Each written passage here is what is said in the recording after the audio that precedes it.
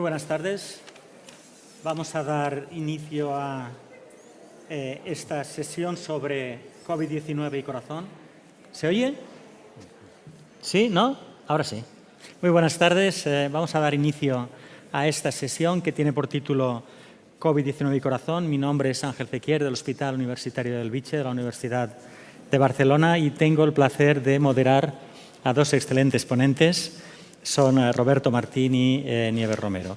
Es indudable que el COVID-19 tiene un impacto sin precedentes sobre el sistema sanitario, tanto desde el punto de vista emocional como de organización. Tenemos información adquirida a lo largo de estos dramáticos meses en relación al impacto del COVID sobre el sistema vascular, sobre el corazón, bien por acción directa, afortunadamente infrecuente, pero más por acción indirecta, por todo el fenómeno que conocéis perfectamente bien de hiperinflamación. Pero ahora estamos en un momento post-COVID y indudablemente el COVID ha dejado una serie de puntos afectados sobre nuestro sistema, sobre el sistema sanitario y sobre el sistema cardiovascular. Dentro del sistema cardiovascular, tanto desde el punto de vista de organización, y se ha hablado en la mesa precedente de lo que es la continuidad asistencial, y en estos momentos probablemente la pérdida que se ha producido de la continuidad asistencial ha sido dramática, de manera que la primera ponencia, yo al menos pienso que es tremendamente adecuada y apropiada, porque estamos en una situación de las que quizás no somos totalmente conscientes, pero que va a tener un impacto posiblemente en el pronóstico de nuestros pacientes en los próximos años.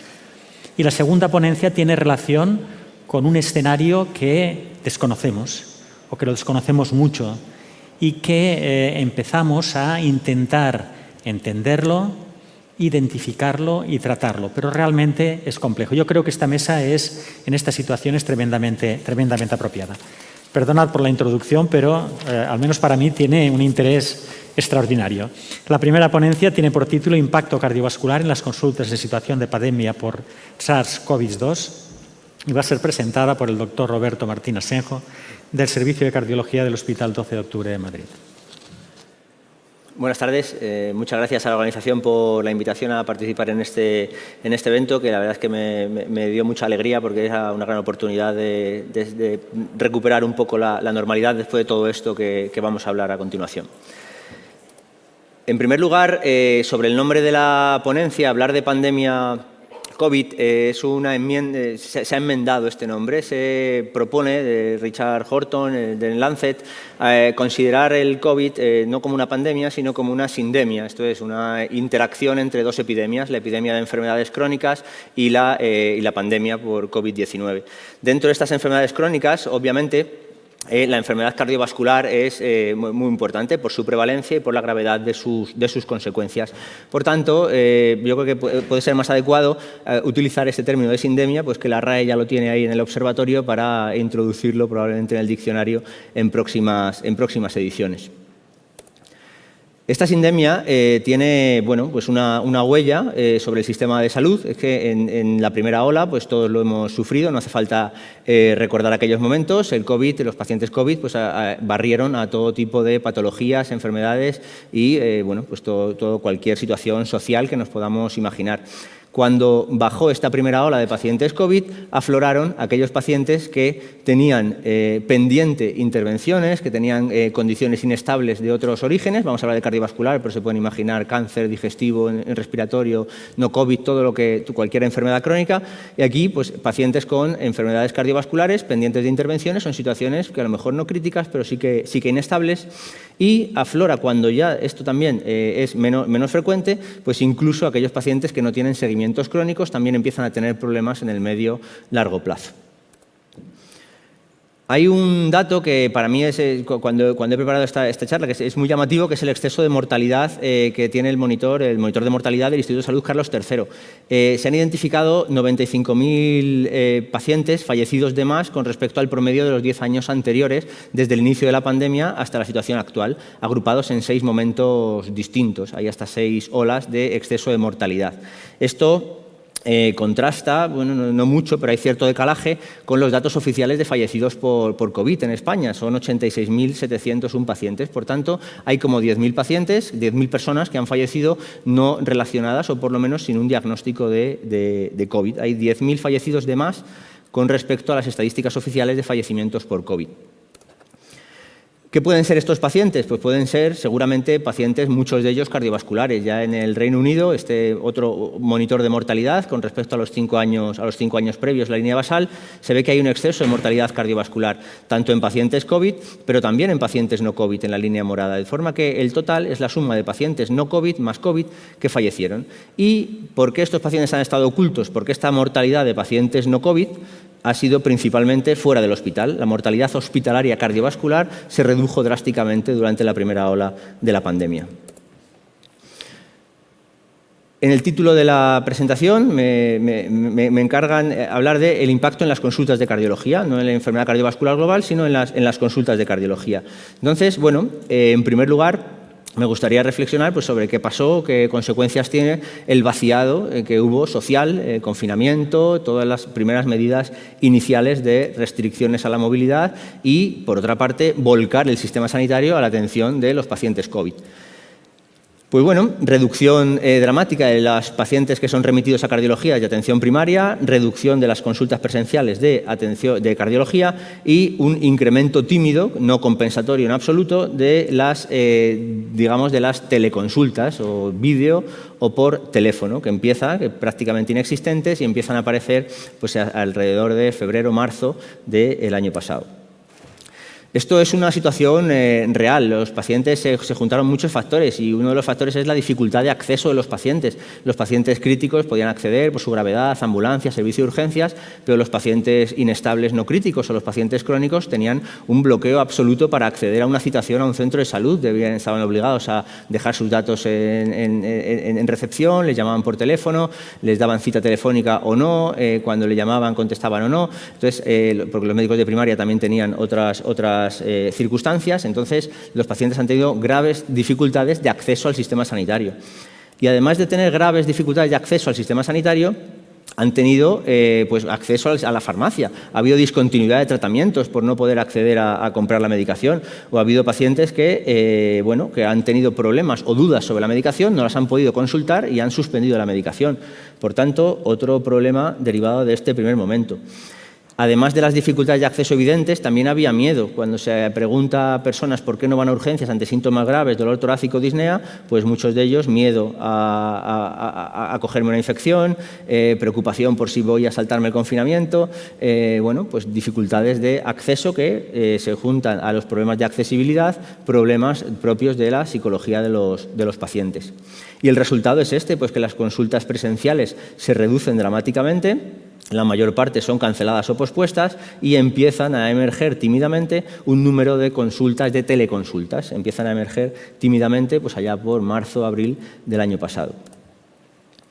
Consecuencias, hay multitud de ejemplos. Yo, por no extender la charla y por no hacer un listado y poner una situación excesivamente dramática, que creo que ya todos la tenemos, pues hay multitud de ejemplos en pequeño. Pues diferencias en las consultas cara a cara, tanto de profesionales médicos como de enfermería, tienen consecuencias en la titulación de fármacos a 6 meses de los pacientes con insuficiencia cardíaca. No se les sube la dosis de Ramipril durante la pandemia. No van a consulta, no tienen seguimiento, no se les sube la dosis de Ramipril durante la pandemia. No solo se redujeron las consultas del paciente que se presenta a comentar un problema, se redujeron todas las pruebas diagnósticas no invasivas en esta diapositiva y las pruebas diagnósticas invasivas. Este registro nacional de 37 hospitales comprueba qué ha pasado con los más de 2.000 pacientes que teníamos en lista de espera para un procedimiento invasivo, angiografía valvular estructural, coronariografía diagnóstica previa a una cirugía. ¿Qué ocurrió con esos pacientes? Más de 2.000 pacientes, cuando los miraron qué había ocurrido 6 semanas después, a 31 de abril, 1,7% de ellos habían fallecido, 8,3% habían necesitado el procedimiento programado de forma urgente y, bueno, el 1,7% se había contagiado de COVID. Los predictores de tener malos resultados en este registro, pues ser pacientes mayores, diabéticos y aquellos pacientes pues, que tenían más gravedad de sus síntomas, o bien para insuficiencia cardíaca o bien para angina. Entonces, este retraso, este cierre de actividad cardiológica tuvo sus consecuencias en la salud de nuestros pacientes. Ante esta ola de COVID, pues ¿qué se puede hacer? ¿Qué hemos hecho ya? Pues intentar, y esto es, yo creo que es importante y en ello estamos y deberemos seguir durante un tiempo, la reorganización asistencial de la actividad de cardiología. Centrada sobre todo en estos pacientes, porque los pacientes COVID era sobre los que se centró el sistema. Los pacientes COVID han estado atendidos como se ha podido, pero los pacientes COVID han tenido su hueco en los hospitales, sus camas de hospitalización. Pero estos pacientes COVID negativo con enfermedad cardiovascular previa han quedado desatendidos durante las oleadas más intensas de la pandemia. En primer lugar, punto número 1, telemedicina y e-consultas. Empiezan a aparecer, no existían, empiezan a aparecer. Creo que quizás sea una herramienta que se deba quedar en el futuro porque puede tener su valor. Y para mí, el documento, un documento de consenso, para mí es un documento que está perfectamente redactado, que es un documento de los que ayuda a organizar cómo se debe hacer una consulta telemática en cardiología. Esto está publicado en formato texto y además tiene unas infografías que está la dirección ahí abajo, seguro que las conocen, son unas infografías preciosas, a mí me gustan mucho. Aprovecho para felicitar a algunos autores que están por aquí. Y el modelo que propone es que a los pacientes que son remitidos de atención primaria se haga inicialmente a todos una consulta de cardiología no presencial. A todos, luego veremos que hay algunos síntomas que no deben fiarse en esta consulta no presencial, pero bueno, a la gran mayoría una consulta no presencial. Y esta consulta no presencial podrá permitir la resolución inmediata en un gran número de pacientes, clasificar al paciente como candidato a una consulta de alta resolución en el cual estimemos que con un electrocardiograma y una ecografía podamos resolver al paciente, o bien remitirlo a la ruta tradicional de consulta presencial si el problema es especialmente complejo o necesita alguna prueba pues, que deba hacerse de forma pues, especial, Holter, prueba de esfuerzo, o ecocardiograma transesofágico o ecocardiograma transtorácico un poco más dirigido a alguna patología concreta. El documento no lo voy a repasar en detalle, simplemente es para que lo vean y para revisarlo, porque yo creo que la infografía pues, es muy bonita, muy amable, muy amena, se puede leer y te habla perfectamente de las ventajas y los inconvenientes que tiene cada uno de estos modelos y te hace pensar cosas que a lo mejor tú no habías caído cuando te pones a hacer una teleconsulta. Pues, ¿qué hago con el consentimiento informado? ¿Tengo cobertura legal? Tal. Bueno, son cosas que se recogen y que son interesantes. Y esto es lo que les adelantaba antes, pues hay casos en que directamente deben ser valorados en consulta presencial, que no debemos hacer consulta telemática porque estaríamos perdiendo el tiempo nuestro y el del paciente y no estaríamos resolviendo el problema.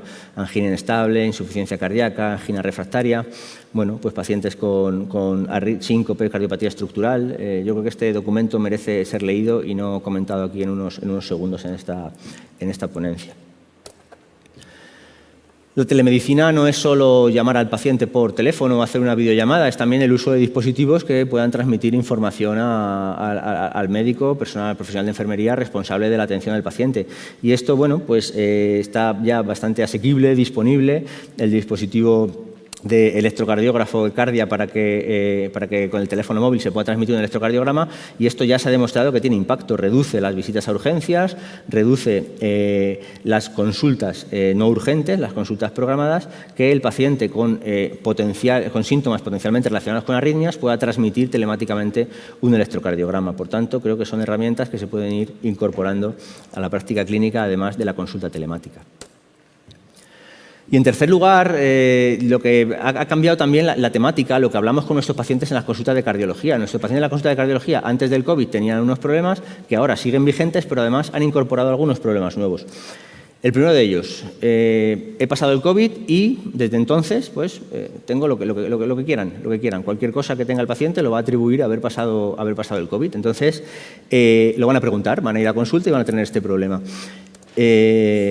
Muchas condiciones, muchas enfermedades. Yo aquí no quiero hacer spoiler porque esto Nieves lo va a contar a continuación, así que los que esperaban que yo contase esto ya se pueden levantar y esperar unos minutos, y si no, pues esperan a Nieves que lo va a comentar ella. Lo que yo voy a comentar es otro tipo de problemas que no están relacionados con haber tenido COVID, sino pacientes cardiológicos, no COVID, que han sufrido cosas sin haber tenido COVID. Primera cosa que ha ocurrido, que todos han visto, es que, claro, hemos pasado tanto tiempo en casa. ¿Qué ocurre por pasar tanto tiempo en casa? Pues que el confinamiento estricto ha alterado los patrones de vida saludables, ha hecho más difícil mantener una dieta saludable, ha hecho más difícil mantener una actividad, un ejercicio físico, y esto, pues bueno, está demostrado, y esto tendrá impacto en el control de los factores de riesgo cardiovascular en nuestros pacientes en consulta. También hubo inicialmente algunos comentarios, algunas polémicas. ¿Qué hacemos con los IECAs, con los ARA2? ¿Qué hago con mi medicación para la tensión? Bueno, pues después de las polémicas iniciales parece que algunos registros apuntan en la dirección de que los IECAs ARA2 no hay por qué suspenderlos, pueden ser seguros e incluso tener menos incidencia de hospitalización por COVID y que los pacientes que toman antagonistas del calcio. En este seguimiento, 2 millones de hipertensos en Francia, con los 3 grupos independientes, eran mutuamente excluyentes, IECA, ARA2 o antagonista del calcio, tenían que tomar la medicación durante 3 meses antes de entrar en el estudio y no debían ser menores de 80 años y no tener comorbilidad cardiovascular ni respiratoria previa. Como vemos, aquellos pacientes con IECA o ARA2 tienen menos tasa de hospitalización por COVID que aquellos pacientes que toman antagonistas del calcio. E igual para los pacientes que fallecieron o que necesitaron intubación como dato de COVID grave. Y la última pregunta que introducen nuestros pacientes en la consulta es, de las que yo he puesto ahora, pero bueno, seguro que ustedes tienen en la cabeza muchas más, es ¿me vacuno o no me vacuno? Es que no sé qué hacer, he leído qué, tal, y ahora, bueno, pues a lo mejor los pacientes que se vacunaron en los meses previos, pues eran pacientes mayores, asumían que era una cosa grave, e iban con más alegría a la vacuna, pero ahora empezamos a vacunar a pacientes jóvenes, a pacientes, bueno, pues muy jóvenes, adolescentes, adultos jóvenes, en los cuales, pues el COVID no se manifiesta de forma tan grave, no tiene tantas consecuencias y a lo mejor pueden tener más dudas sobre tal. Y dudas razonables, pues puede que sí, porque todos hemos visto ya casos de miocarditis por COVID, algunos de ellos con mala evolución. Entonces, bueno, esto es frecuente, no es frecuente, es grave, no es grave, compensa vacunarse. Pues en un entorno en el cual hay más de 6.400 millones de vacunas ya puestas, hay algún registro, esto está hecho se publicó en abril, número de casos, más que por el número total de casos, que quizás fuera pronto para evaluar el impacto de la vacunación masiva que empezó a despegar a continuación, vemos el perfil de los pacientes que tienen miocarditis con COVID. Son pacientes que 98% varones, con una edad media de 26 años, la mayor parte después de la segunda dosis. Es un fenómeno que parece ligado a las vacunas de RNA mensajero, y ocurre pues, entre 2,5 días después de la administración de la segunda dosis. Algunos de ellos habían tenido COVID previo y bueno, los síntomas, dolor torácico, troponina elevada, estancia media hospitalaria. Los síntomas se resuelven durante el ingreso en casi el 90%, 4,6 días de estancia media y un único fallecimiento, el que he puesto antes, la necropsia del artículo del New England. Entonces, parece que el perfil es efectivamente pacientes jóvenes en los cuales hay dudas y además sobre el potencial beneficio de la vacuna. Cuando se ven los casos esperados y los observados entre los pacientes vacunados, es verdad que hay una desviación, tanto en hombres como en mujeres, a favor de tener más casos más casos observados que los esperados. Por tanto, parece que sí que hay una relación entre la vacuna y la aparición de una miocarditis. Cuando se analiza por grupos y se compara el número de pacientes, se compara el número de eventos que se evitan de COVID asociado a hospitalización o el caso que teóricamente que se provocará de una miocarditis, el balance es clarísimamente favorable en aquellos pacientes mayores, se evitan mucho más casos de COVID grave de las miocarditis que se producen, y en los pacientes jóvenes es verdad que se producen más casos de miocarditis, pero también se evitan más casos de COVID grave. Y poniendo números, pues los casos de miocarditis no se espera ningún fallecimiento. Cada millón de pacientes vacunados con 2 dosis, 56-69 casos de miocarditis en el grupo que más se espera, que son los pacientes más jóvenes, 12 y 17 años, los que están vacunando ahora y los que nos pueden preguntar. Y, en cambio, incluso en estos grupos de edad tan jóvenes, pues hay mucha hospitalización, mucho ingreso en UCI, algún fallecimiento que se puede evitar con esta vacuna. Por tanto, nuestro mensaje como profesionales de la salud pues debe ser recomendar la vacuna de forma universal a los pacientes que nos pregunten por ello. Termino con esta diapositiva de resumen. Esto El problema del COVID y la interacción cardiovascular yo lo veo pues, como una situación en la cual teníamos una situación demográfica con nuestro sistema sanitario pues, a principios del año pasado, pues, que si no era el mejor del mundo, pues poco le faltaba. Teníamos unos determinados estilos de vida, una situación política, unas condiciones socioeconómicas y teníamos una enfermedad cardiovascular muy controlada. Nuestros pacientes, nuestro seguimiento, nuestros protocolos, sabíamos los resultados, sabíamos lo que había que hacer en cada paciente. Pero sobre esto viene la pandemia, COVID-19, y establecen entre ellos una serie de interacciones desfavorables. Interacciones desfavorables que tienen mucho impacto a nivel cardiovascular, pero en lo que nos centramos en la presentación, pues bueno, hay un aumento de la mortalidad cardiovascular en los pacientes que no han sufrido COVID. En los pacientes no COVID hay un claro aumento de la mortalidad cardiovascular. Se redujeron de forma drástica problemas de accesibilidad y de miedo de los pacientes, las consultas y los procedimientos programados. Se adoptaron durante el confinamiento estilos de vida desfavorables que promueven un peor control de los factores de riesgo cardiovascular e incluso incumplimiento terapéutico. Y han surgido, como hemos visto, nuevas necesidades de los pacientes en las consultas de cardiología. Y ante todo esto, ¿cómo podemos reaccionar? ¿Cómo podemos evitar que esto vuelva a suceder si hay otra ola, si hay otra pandemia, si hay otra situación similar? Pues bueno, pues con medidas de protección. Ahora mismo yo creo que hay medidas de protección disponibles universalmente, no debe ser una barrera para atender a los pacientes que lo necesiten. Hay que potenciar en la medida de lo posible toda la consulta telemática, la telemedicina, no solo porque sea situación de pandemia, sino creo que porque en los nuevos tiempos es lo que deberemos hacer y mantener la mayor parte del tiempo, reservando los procedimientos y la actividad, reservando la actividad presencial para aquellos pacientes en los que esté justificada y esa actividad presencial aporte un valor. Hay que intentar preservar a toda costa las camas para nuestros pacientes de cardiología, nuestras camas de cuidados intensivos. Hay que mantener nuestros procedimientos, nuestras salas de hemodinámica, de intervencionismo abiertas, porque los pacientes que no se les hacen procedimientos también tienen problemas en el corto plazo. Ya hemos visto mortalidad. Y, bueno, habrá que reforzar el control de los pacientes cardiovasculares, de los factores de riesgo, porque nuestros pacientes probablemente han podido sufrir descontrol en los últimos meses. Incentivar en lo que tengamos a nuestra mano el uso de las vacunas y, bueno, pues con esto ya doy paso a Nieves. Hay que hacer un abordaje integral del paciente que sí que ha tenido COVID y tiene sintomatología cardiovascular. Y nada, esto es todo lo que les quería contar. Muchas gracias.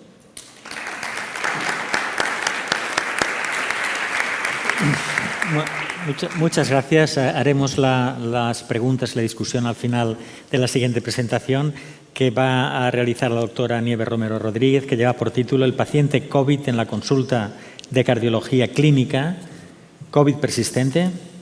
Cuando quieras, Nieves. Gracias. Hasta aquí, gracias. Pues se ha ido, ¿no?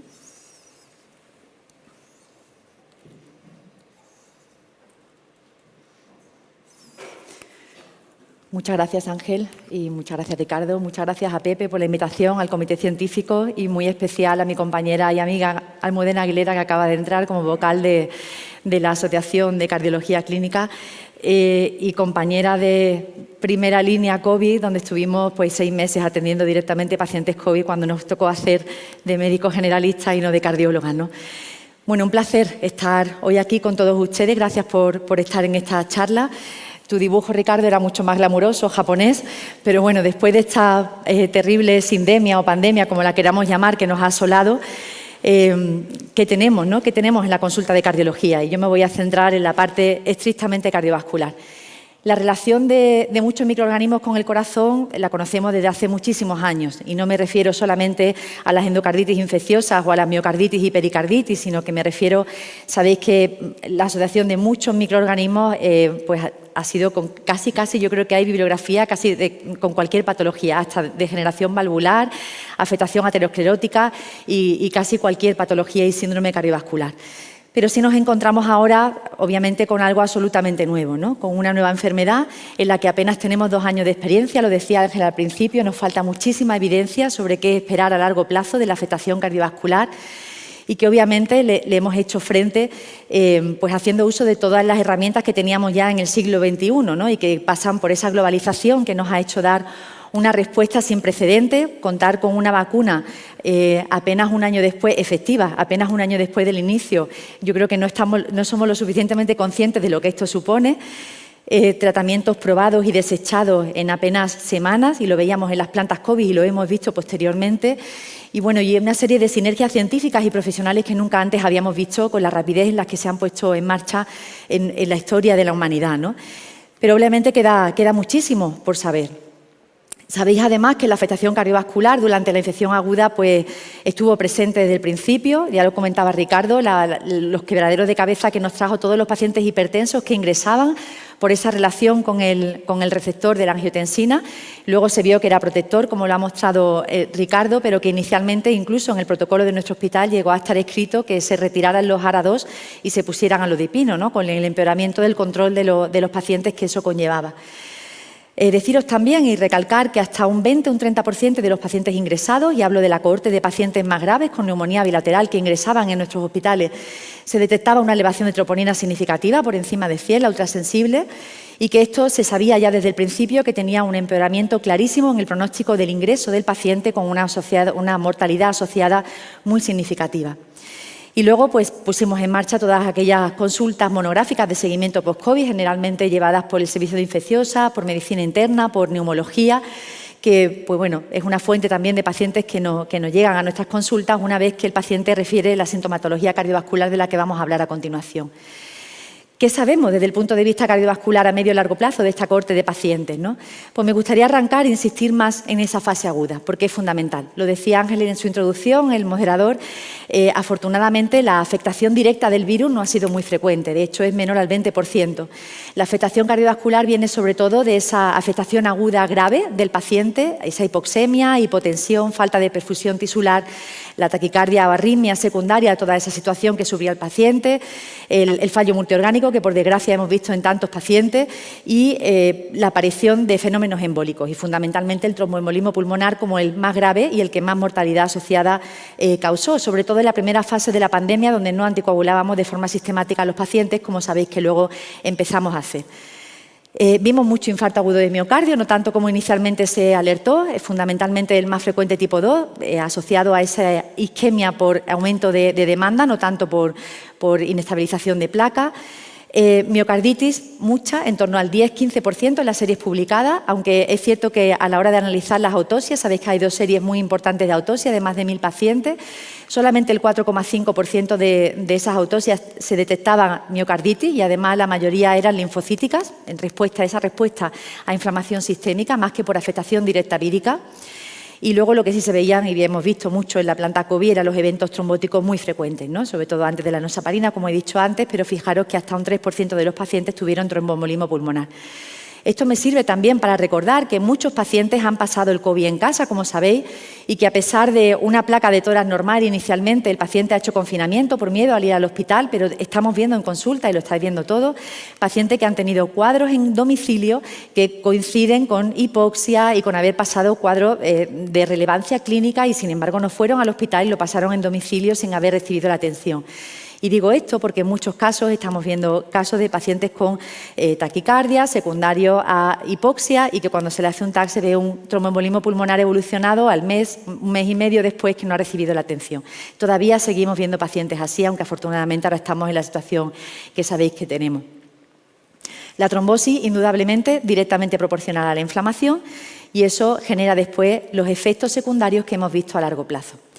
Algunos conceptos que me gustaría destacar desde el principio, de qué hablamos exactamente cuando hablamos de COVID persistente, y hay unas siglas, PACS en inglés, del Post-Acute COVID Syndrome, que hace referencia a la persistencia de síntomas relacionados con esta infección después de 4 semanas de haber iniciado el evento agudo. Esta es la definición que se recoge en la mayoría de documentos de consenso, y que no solamente se refiere, por tanto, a pacientes que hayan estado ingresados, sino pacientes que tienen su PCR positiva o su cuadro clínico claro o el test de antígeno positivo y que luego siguen teniendo sintomatología. Esa sintomatología es inespecífica, muchas veces refieren cansancio, mialgias, artralgia, disnea casi siempre está frecuente, pero es muy frecuente que aparte de esa tos seca, anomia persistente y una dificultad de concentración que les afecta mucho desde el punto de vista psicológico y por eso tantas cifras de depresión asociadas a estos pacientes, hay una clara sintomatología cardiovascular asociada. Hay mucho dolor torácico más de características punzantes y pleuropericárdicas que dolor torácico isquémico, pero también vemos dolor torácico isquémico y ahora hablaremos de la cardiopatía isquémica no previamente diagnosticada que pone de manifiesto el COVID y también disnea, palpitaciones a los mínimos esfuerzos y una elevación sistemática de la frecuencia cardíaca basal, por encima de 90, 100 latidos por minuto al mínimo movimiento o la mínima actividad física que se haga. Además, se ha descrito alteraciones analíticas persistentes más allá del mes después del evento agudo, y hablo de elevación de troponina, de elevación de ferritina, de elevación de proteína C reactiva que se mantiene elevada en torno a 15, 16 de forma persistente, y luego alteraciones en radiografía de tórax que se ven, y sobre todo pacientes que han tenido neumonía bilateral extensa y que mantienen infiltrados por encima de ese mes, por mucho más después de ese mes desde el inicio de los síntomas. Y tenéis que saber que de esta cohorte de pacientes, que llega a alcanzar el 15% de los pacientes que ingresan, 15%, que es bastante, hasta el 5% tiene al menos un síntoma persistente más allá de los 6 meses. Esta iconografía, para aquellos que tengáis memoria más visual, pues un poco resume todo lo que he dicho en esa foggy, como dicen los ingleses, cerebral, que se asocia a muchos pacientes, dificultad de concentración. Y bueno, os traigo un caso real para centrarlo, ¿no? Una mujer de 42 años, pediatra de atención primaria, pero conocida en nuestro hospital porque estuvo trabajando allí mucho tiempo y amiga tanto mía como de otro compañero del hospital. Único antecedente patológico, haber tenido asma en la infancia, sin tratamiento basal, gimnasio 3 veces en semana, 2 niños sanos, ligero sobrepeso, un índice de masa corporal de 26, que ingresa en enero del 2021 por neumonía bilateral. Estuvo 5 días, la ferritina de 605, tuvo una troponina T pico detectada de 84 y en el electrocardiograma solamente se había visto una taquicardia sinusal. Se le había hecho una ecocardiografía que fue normal, pero una vez que se fue de alta, a las 3 semanas seguía con un cansancio inmenso. Ella decía que nunca se había sentido tan mal en su vida, con palpitaciones, con rash, solamente con ducharse con agua caliente ya tenía el rash presente, radiografía de tórax normal, y empezó con clínica de dolor torácico pericárdico a las 3 semanas de irse de alta. Troponina normal en 2 determinaciones porque fue urgencia 2 veces, y en la ecocardiografía que le hicimos en la segunda vez que consultó sí se apreciaba un derrame pericárdico ligero. Con el diagnóstico de pericarditis por COVID empezó un tratamiento con aspirina y colchicina, relativa buena evolución posterior. En abril, ecocardio normal, no hizo ejercicio físico durante este tiempo. Ella notaba cómo había perdido mucha capacidad funcional con todo este cuadro, incapaz de estudiar la OPE que tenemos dentro de una semana. Ella refiere mucho su dificultad de concentración y ya os digo que no tenía antecedentes depresivos nunca previos ni ningún problema previamente. Frecuencia cardíaca basal en torno a 85-90, cuando ya siempre refería a frecuencias cardíacas en torno a 60, y pruebas funcionales respiratorias ya normalizadas al final del verano, con una ergometría que le hicimos sin más alteración que haber alcanzado únicamente 7 METs y una rápida taquicardización y posteriormente una lenta recuperación, en torno a 12-13 latidos por minuto en el primer minuto de recuperación. Medicina preventiva le insistió mucho en que debía vacunarse, y yo no soy antivacuna, lo digo, pero se vacuna el 16 de septiembre y además de una importante reacción local en el brazo, pues se produce un cuadro de reagudización de todos los síntomas que había tenido previamente. Nuevo cuadro inflamatorio, artralgia, la frecuencia cardíaca en reposo inicial, y aparece de nuevo ese derrame pericárdico. Este es el control que le hicimos hace 48 horas, se lo hice yo, tenía ya una mínima lámina de derrame pericárdico, pero una reagudización de su pericarditis. Está con aspirina y colchicina. La colchicina se la pusimos también por esas artralgias que tenía asociadas a este cuadro, y está pendiente de una resonancia magnética cardíaca que espero que se la hagan en un par de semanas o 3 semanas, porque nosotros no tenemos tanta accesibilidad a la prueba como nos gustaría en mi hospital. Bueno, en redes sociales hay muchísimo movimiento de estos pacientes que refieren no ser adecuadamente escuchados en nuestras consultas. Hay muchísimo, he estado viendo estos días y es mucho más de lo que yo pensaba. Y a la hora de revisar la mayor parte de los artículos publicados a este respecto, me he encontrado con algunas revisiones que me gustaría contar, sobre todo 2 de ellas. La primera revisión es incluye más de 120 artículos que se centran específicamente en toda el área cardiovascular de este síndrome y que incluye pues, las manifestaciones más frecuentes. Miocarditis de larga duración, pacientes que presentan inflamación constatada en resonancia magnética y que presentan síntomas por encima de los 6 meses, síndrome de taquicardia postural ortostática, como arritmia, la más frecuente con diferencia a la fibrilación auricular, la aparición de pericarditis, y llama la atención un artículo específicamente que habla de las pericarditis de repetición cuando se vacunan a los pacientes, como el caso que os he traído.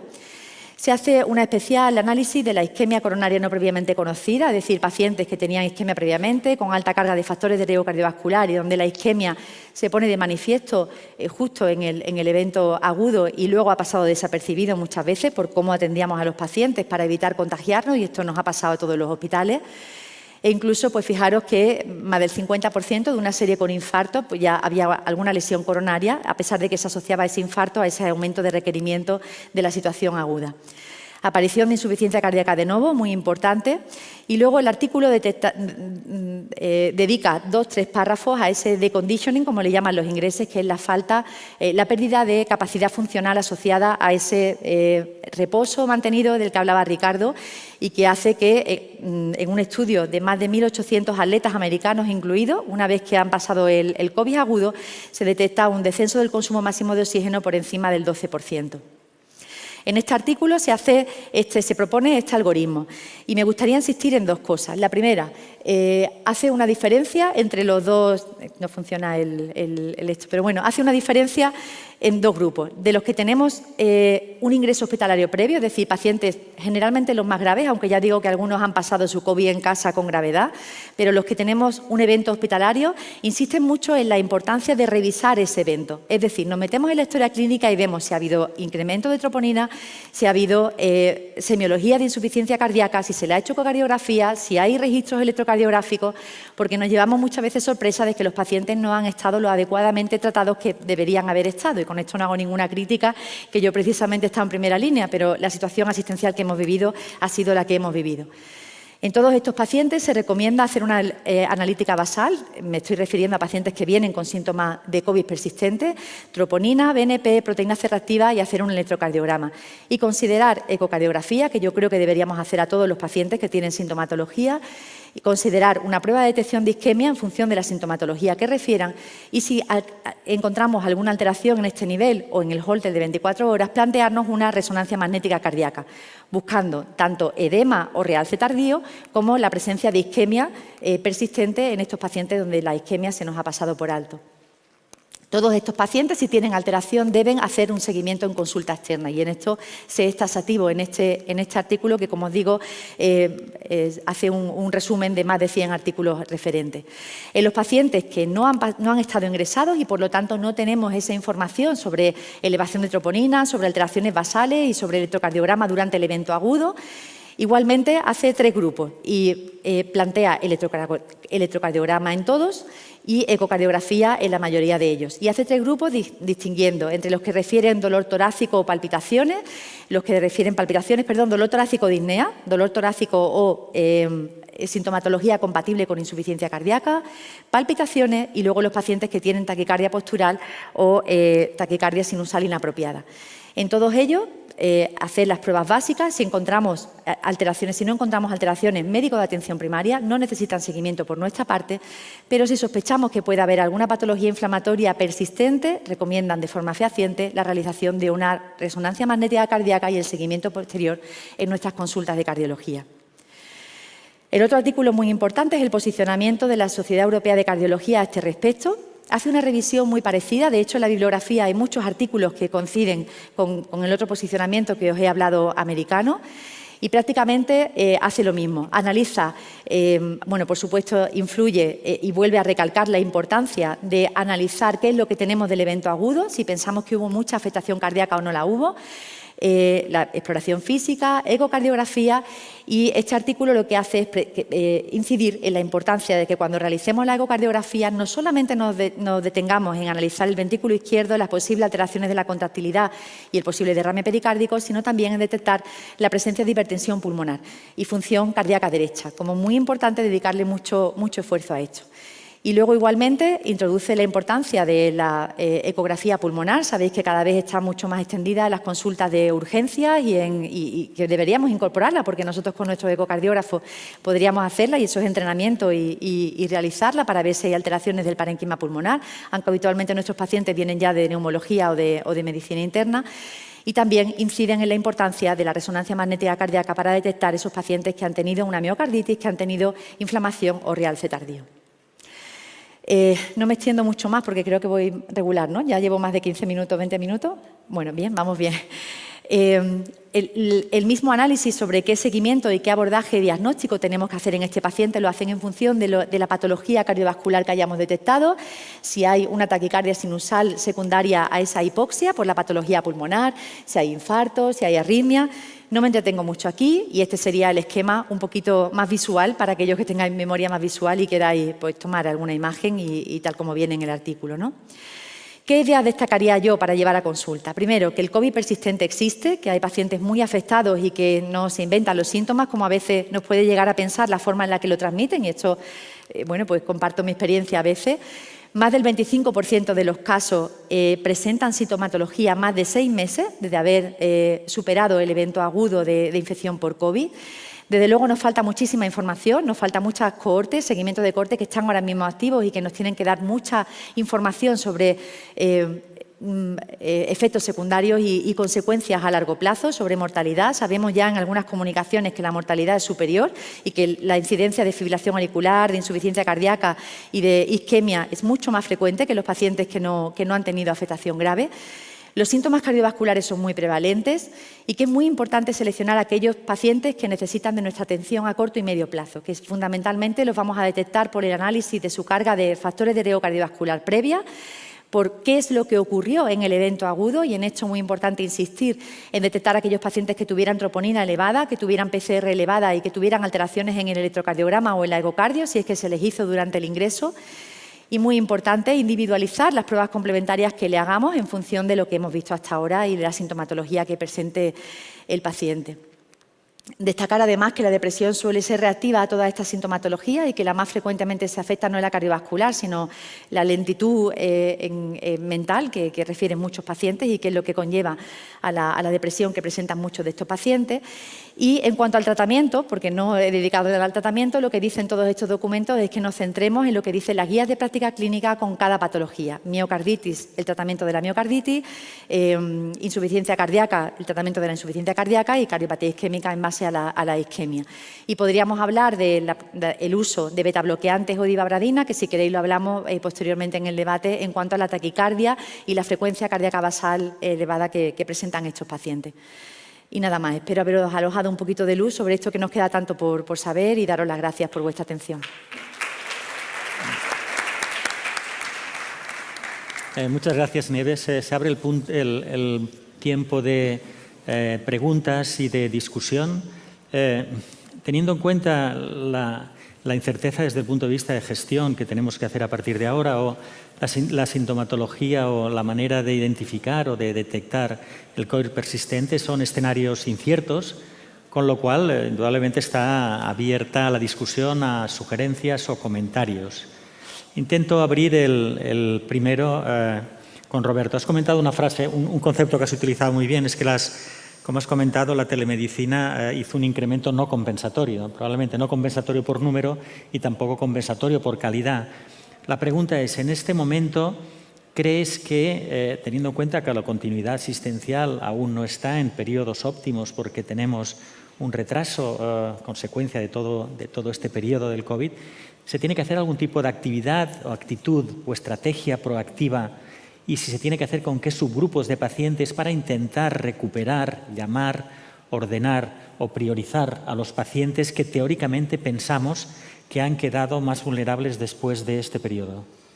Es una pregunta, yo creo que es muy certera, porque es realmente lo que tenemos que hacer, ¿no? Es en lo que hay que trabajar. Esos pacientes siguen todavía con demoras, los ecocardiogramas de los valvulares siguen todavía atascados, pacientes con estenosis aórtica moderada, grave, asintomática hace un año, no sabemos cómo están ahora. Yo los pacientes valvulares, por consecuencias que he visto de mi práctica clínica, los pacientes valvulares son frecuentes causa de descompensación. Los enfermos coronarios, en el fondo, como son síntomas más acuciantes, pues suelen ponerse en contacto de alguna forma con el sistema, pero los síntomas más larvados, la insuficiencia cardíaca, la disnea, yo creo que son pacientes que se pueden recuperar. Yo creo que hay que intentar hacer un nuevo paradigma, y el nuevo paradigma tiene que incorporar lo mejor que teníamos antes de la atención presencial, de calidad, pero concentrada en una serie de pacientes que son los que realmente obtienen valor de ese proceso. Y yo creo que gran parte de la actividad que debamos hacer a partir de ahora, con COVID, sin COVID, con nuevas enfermedades o no, debe orientarse a hacer esta atención telemática, todo lo que se pueda hacer, todas las consultas de resultados, las revisiones de analíticas, los ajustes de medicación en función de síntomas o de variables fácilmente obtenibles por el paciente, tensión arterial, frecuencia cardíaca, peso, todo lo que pueda organizarse de esa forma es muy ágil y nos permite en menos tiempo atender a más pacientes. Ahora, eso exige un esfuerzo grande porque las historias electrónicas que disponemos ahora mismo en los hospitales no están orientadas para esto.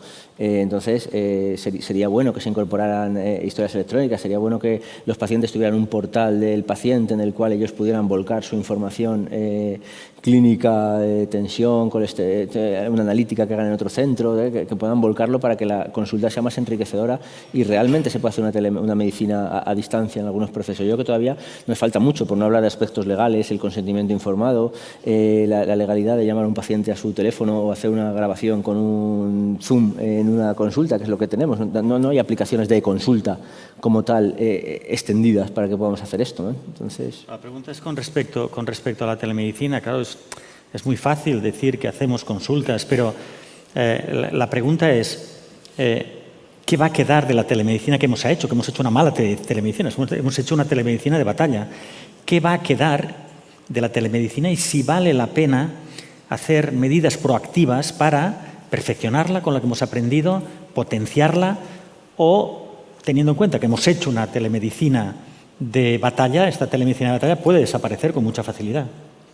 La telemedicina, en cuanto lo que hemos hecho hasta ahora, como bien dices, en cuanto vamos a tener agendas de consulta pacientes, se haya vaciado la bolsa de procedimientos pendientes, de tal, desaparecerá. Yo creo que o hacemos el esfuerzo ahora que tenemos la corriente, la inercia en crear una telemedicina de verdad, porque lo que se ha hecho ahora es de pasar la consulta, lo que pasa es que la hacemos por la cámara del Zoom o por el teléfono directamente, pero hacemos exactamente lo mismo que hacíamos en la consulta presencial, no hacemos nada nuevo. Entonces yo creo que debemos progresar en ese modelo y aprovechar la inercia que nos ha dado la ola no solo que no nos hunda, sino que nos impulse para ir adelante con la telemedicina. Yo creo que hay que aprovechar, yo creo que debemos aprovechar esto. Va a ser, los pacientes de la segunda mitad del siglo XXI van a ser pacientes digitales, pacientes conectados, pacientes que podrás atender a un paciente que tengas en cualquier punto de Europa, de Estados Unidos, puedes atender, puedes ser su cardiólogo. No hay por qué hacer un desplazamiento para justificar una consulta. Entonces yo creo que esa es una oportunidad que hay que explorar y explotar, ¿no? Sí, una pregunta con respecto al tema, o bueno, o fuera del tema.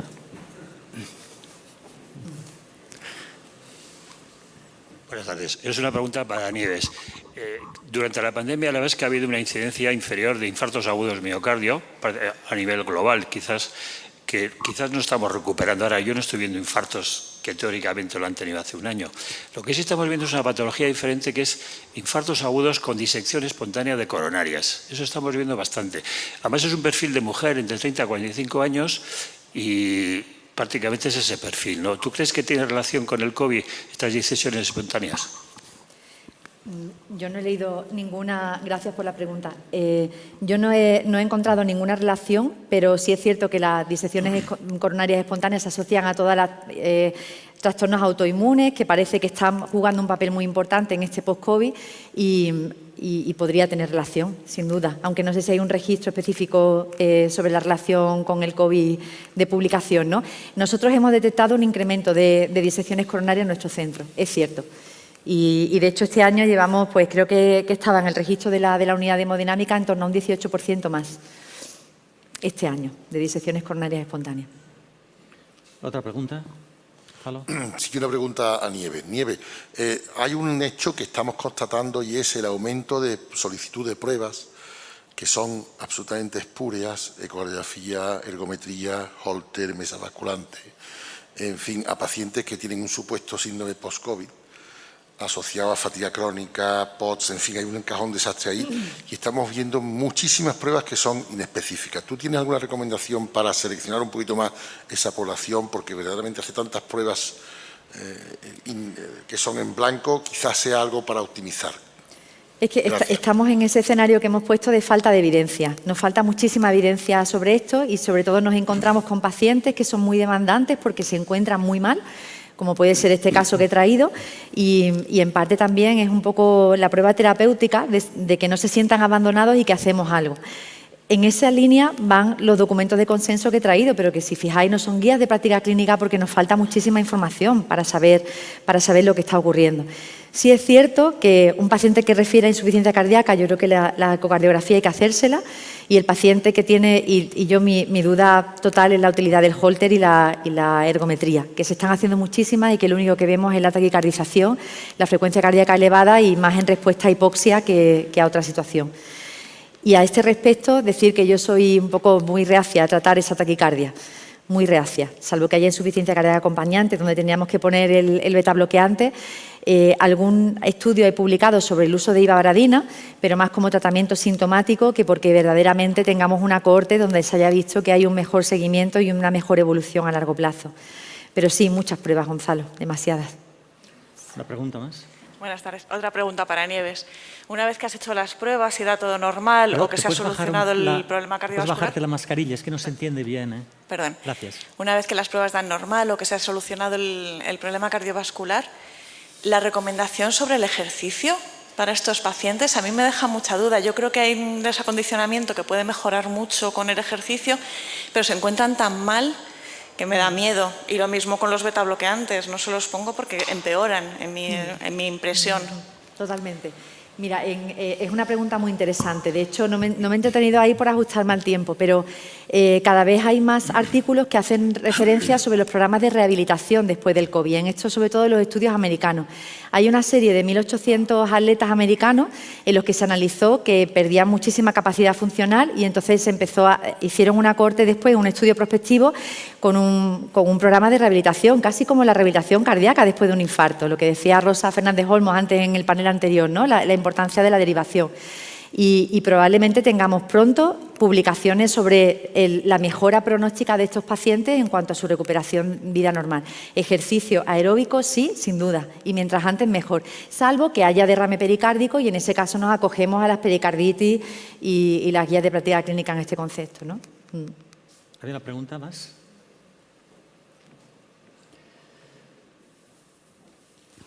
Nada, es un comentario. Primero quería felicitaros a la mesa, me ha gustado mucho, felicidades.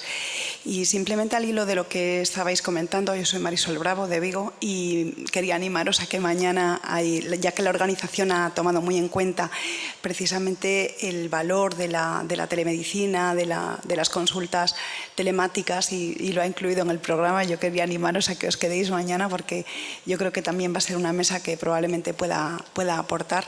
Yo soy una fiel defensora de la consulta telemática y creo que el COVID ha sido una oportunidad increíble para que podamos implementarla y se quede, porque yo creo que va a tener mucho papel. Muchas gracias. Yo quería hacer una pregunta a Nieves. La sintomatología del COVID persistente es muy variable y en la cardiovascular pues también. ¿Tú crees que de los algoritmos que has presentado en pacientes con sintomatología muy grave, en las que es difícil saber si es que la propia enfermedad ha descompensado la cardiopatía o es por el efecto directo o indirecto, crees que la resonancia puede ayudarnos a discriminar un poco y decir, pues no hay edema ni hay inflamación, esto puede ser una descompensación, si lo hay, tenemos que actuar de manera diferente?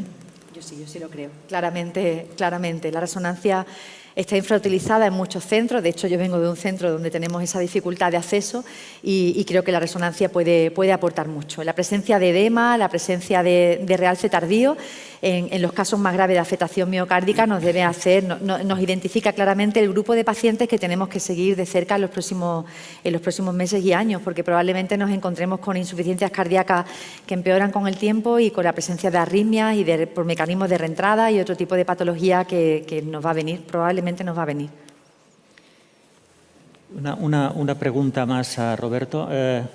Siempre nos preguntan que esta pérdida de continuidad asistencial va a condicionar una modificación en el pronóstico de los pacientes. Este año y medio que llevamos de pandemia, o año y un poco más, ¿cuándo vamos a detectar realmente que nuestros pacientes con enfermedad cardiovascular, su mortalidad va a incrementarse? ¿Va a ser al cabo de un año? ¿Va a ser al cabo de 6 meses? ¿Va a ser al cabo...? Es una pregunta que estoy seguro que os hacen a muchos de vosotros.